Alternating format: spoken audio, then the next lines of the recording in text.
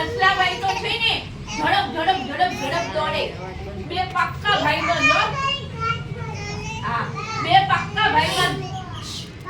કાચબો અને સસલો બે પક્કા ભાઈબંધો.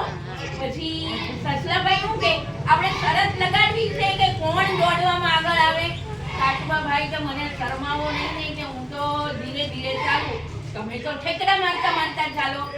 આપણે શરત નથી લગાડવી, રમત રમીએ કે સારું. કે એના પડખે નદી કિનારે ઝાડ હતું ને ત્યાંથી ઊંચા ઝાડ સુધી દોડીને જવાનું હતું. તે સસલાભાઈ તો દોડતા ઊંચા કાન કરી અને ધબધબ દોડવું જ જાય. ઓલા કાચબાભાઈ તો ધીરે ધીરે ચાલે. સસલાભાઈ આગળ જઈને જુએ કે કાચબો તો ઘણો પાછળ છે. લઈને ઘડીવાર ઝાડના ટેકે સૂઈ જાવ. કાચબાભાઈ તો સૂઈ ગયા. તેને ઘટ ઘટાટ ઊંઘ આવી ગઈ. બોલો ધીરે ધીરે કાચબો ઈ ઝાડ નીચે પહોંચ્યો ને એટલે સસલાભાઈ તો ઉડતા છે. લાઈને મને આગળ ચાલવા ગઈ તો ઊંચા ઝાડ નીચે જઈને પહોંચી ગયા. અને ઓલો સસલુભાઈ તો જલ્દી જાગી ગયો. લે હું તો જલ્દી ઓલા ઊંચા ઝાડ આગળ મારે પહોંચવાનું ને પહોંચી જાઉં.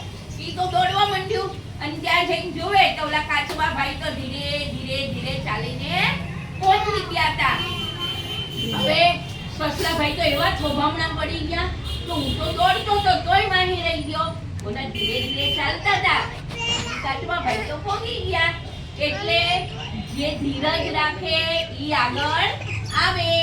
ધીરજના ફળ મીઠા. આવી રીતે કાચબાભાઈની જીત થાય. તાળી પાડો.